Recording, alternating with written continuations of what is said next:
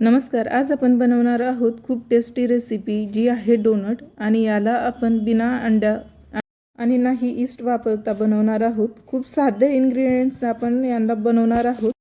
खूप टेस्टी बनतात डोनट, तुम्ही हे नक्की करून पहा। चला तर मग व्हिडिओला सुरुवात करूया।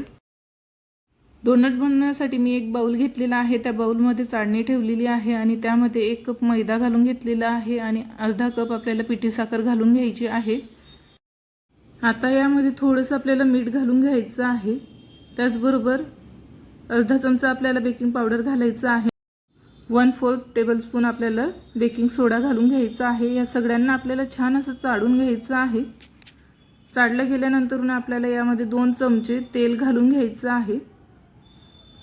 तेल छान असं आपल्याला यात मिक्स करून घ्यायचं आहे आणि आता यामध्ये 2 चमचे आपल्याला दही घालून घ्यायचं आहे।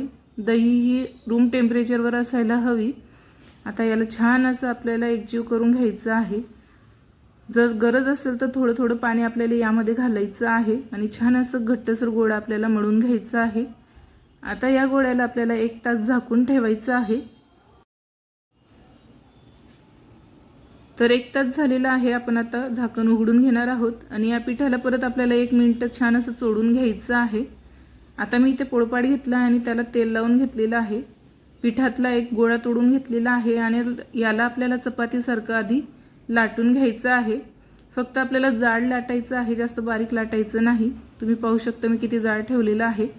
आता घरात वाटी असेल किंवा काही डिश असेल, तुम्हाला ज्या साइजचे डोनट्स बनवायचे त्या साइजनुसार तुम्ही यांना आकार देऊन घ्यायचा आहे आणि मधल्या आकारासाठी तुम्हाला बॉटलचं झाकण असेल किंवा औषधीचं बूच असेल त्याचा वापर करून अशा पद्धतीने शेप डोनटला देऊन घ्यायचा आहे। आता इकडे तेल मी गरम करायला ठेवलेलं आहे। तेल हे मध्यम गरम असायला हवं। गॅसची फ्लेम मी लो करून घेतलेली आहे आणि आता यांना आपल्याला छान असं दोघी बाजूंनी तळून घ्यायचं आहे। तेल जास्त गरम असलं तर ते वरून जळून जातील, आतमधून ते कच्चे राहतात। त्यामुळे आपल्याला गॅसची फ्लेम ही लो ठेवायची आहे आणि तेल जास्त कडक नको। तर सगळे डोनट्स आपण यामध्ये टाकून घेतलेली आहेत। हे फुलून मोठे होतात, त्यामुळे जास्तही डोनट्स यामध्ये टाकायचे नाहीत। आता दुसऱ्या बाजूला आपण परतून घेणार आहोत आणि दुसऱ्या बाजूनेही छान असे तळून घ्यायचे आहेत।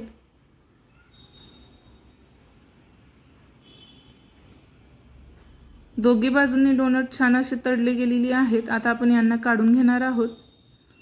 तशाच प्रकारे मी सगळे डोनट्स तयार करून घेतलेले आहेत। आता एका साइडला मी चॉकलेटला मेल्ट करायला ठेवलेलं आहे। तुम्ही इथे डेअरी मिल्कचं चॉकलेट पण वापरू शकतात।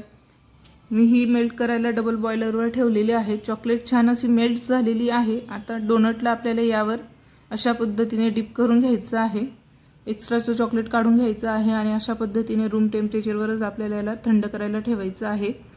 छान असे डोनट आपले तयार झालेले आहेत। यावर तुम्ही डेकोरेशन करू शकतात। इथे तुम्ही शुगर बॉल्स टाकू शकतात, स्प्रिंकल टाकू शकता। ही रेसिपी तुम्हाला कशी वाटली हे मला कमेंट करून नक्की सांगा। चॅनलवर नवीन असाल तर चॅनलला नक्की सबस्क्राइब करा। व्हिडिओ आवडला असेल तर व्हिडिओला लाईक करायला अजिबात विसरू नका।